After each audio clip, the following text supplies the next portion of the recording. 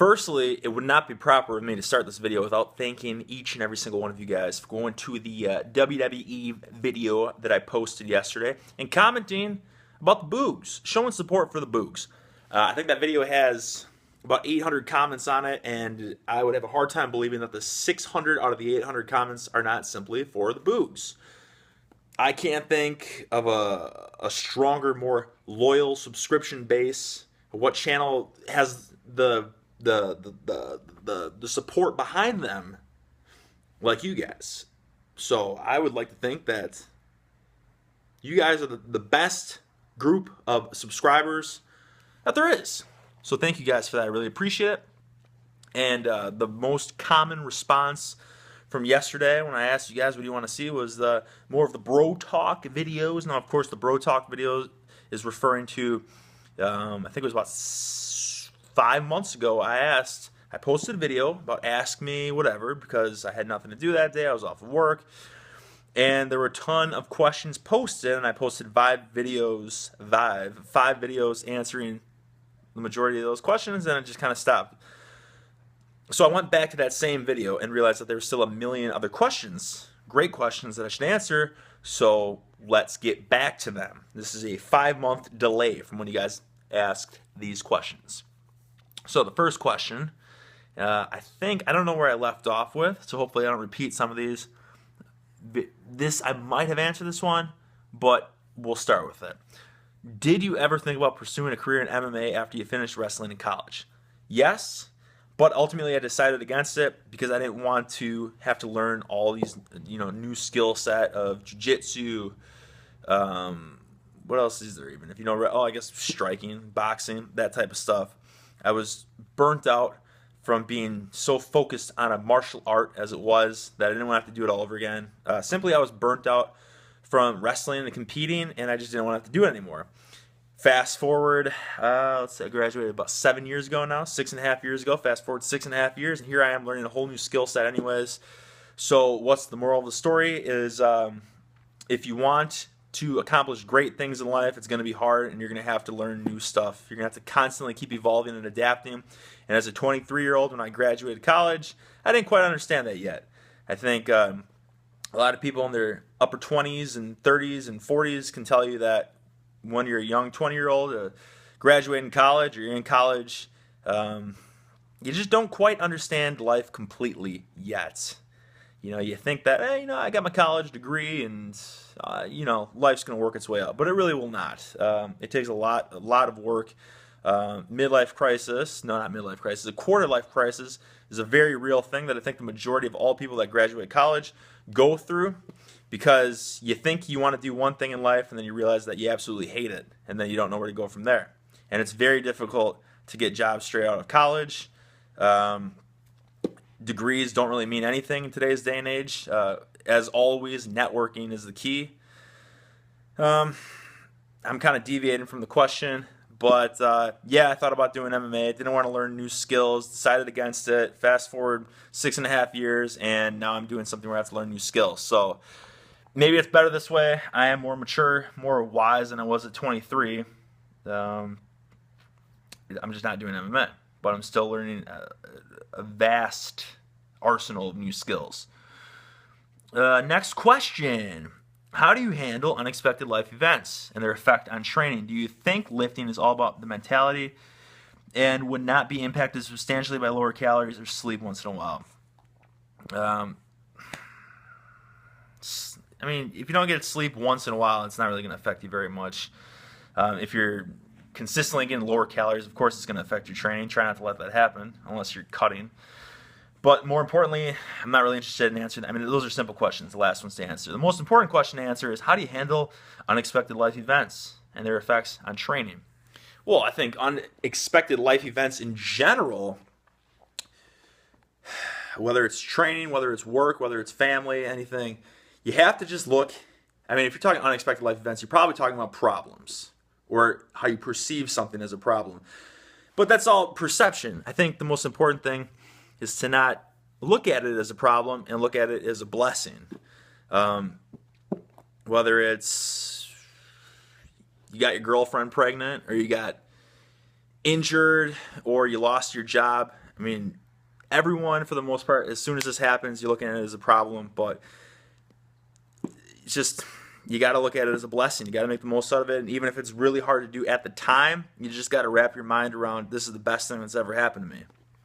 And when you do that, fast forward a year, 2 years from now, and then you'll look back at it and be like, wow, that really was the best thing that ever happened to me, because you acted on it and you made it the best thing that ever happened to you. Life is just all about taking action.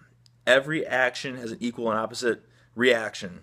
So if you look at something as a terrible problem and all you do is sulk and you don't do anything about it, nothing's going to happen. But if you take action and you do something that perhaps you wouldn't have done if this problem never happened, it could end up being a blessing. So that's just how you should look at that.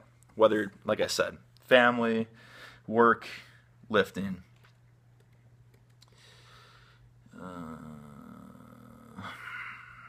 I'm probably answer this one. Using your training method, how long do or should someone focus on one lift before switching to another?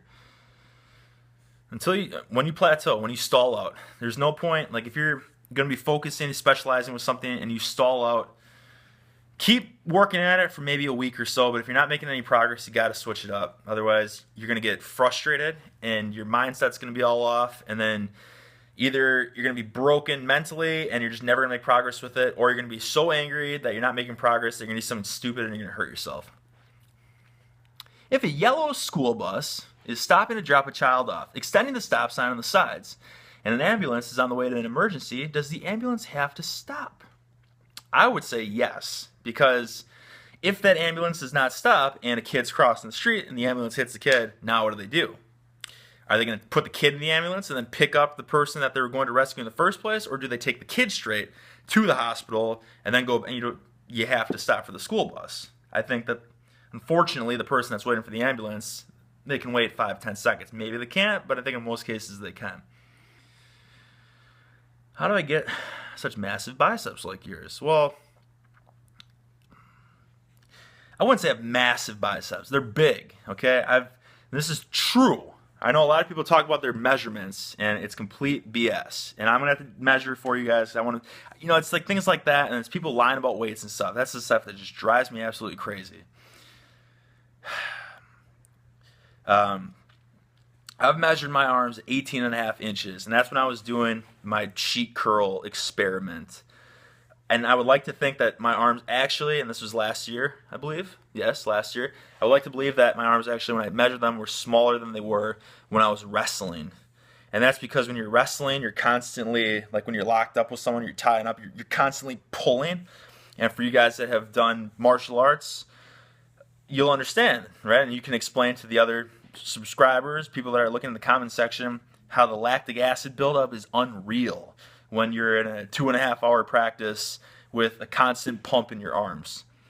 That's, I believe, what built my arms. But as a young kid, I always remember this. My grandma always commented on how I had big biceps, and this was like when I was 7 or 8 years old. So in that regard, it was all genetic.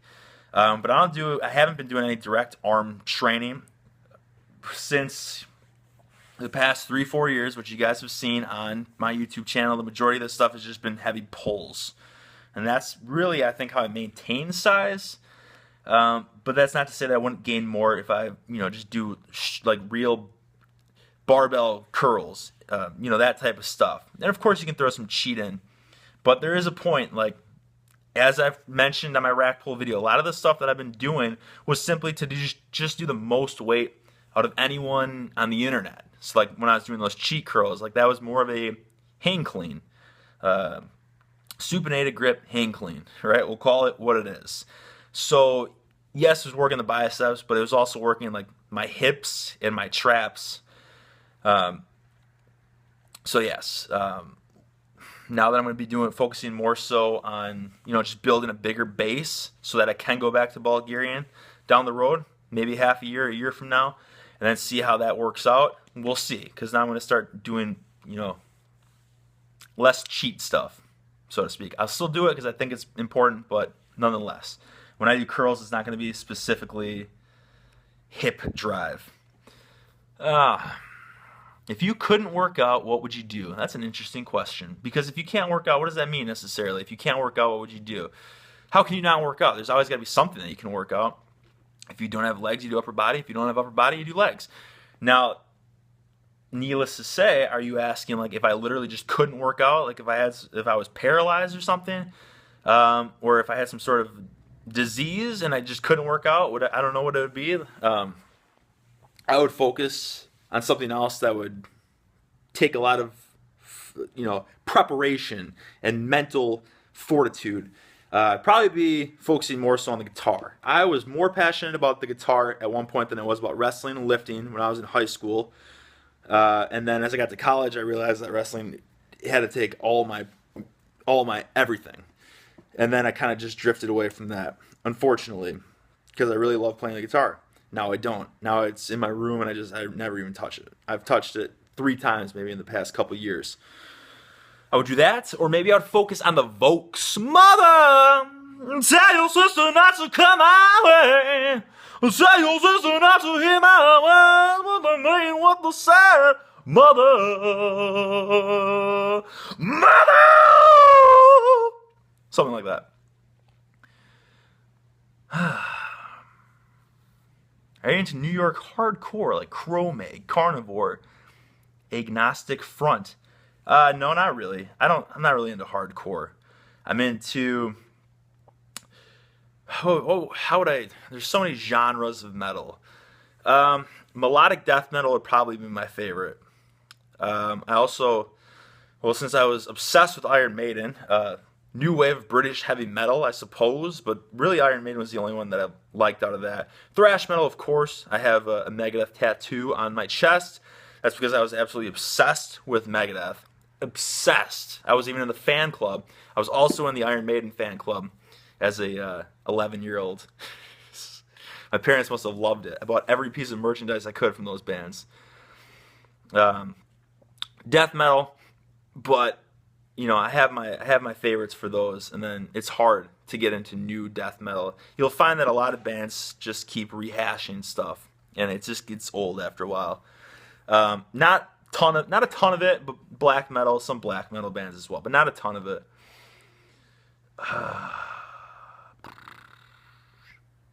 Shoulder impingement, rehab exercises, face pulls, band pull aparts, reverse flies, stretch out your pecs and your shoulders. That's really all you can do. Just stay away from pressing until you solve it, because all you're going to do is you're going to keep flaring it up if you don't. So you just can't be stubborn. Patience, really. What's your favorite color? That's a tough question. I would say blue, maybe, but I like black. The majority of my clothes are black, but if it had to be like an actual color, I would say blue. Is it a mindset? It absolutely is mindset. Book recommendations. I really like Super Squats. I think it's an awesome read. So if you are thinking about if you should do the 20 rep squat program and the squats and milk, read Super Squats. Awesome book. Also on that comment was like books for the mindset. Well, let me tell you something. Go to ironmind.com. They have a book. I think it's literally called like Iron Mind or something along those. It's just every chapter is about something that takes just the ultimate mindset. That's a great book as well. If you're a newbie, a really book that I like that my brother bought when he was 14 and I was 11. This is the first book that I actually read in terms of training. And that was The Principles of Poliquin, I believe it was called. I lent it to a friend and he never gave it back, unfortunately, because I think it's the first edition. So I think I saw on Amazon or eBay somebody was selling it for like $100. It's like, man, I could have sold that thing for some nice coin.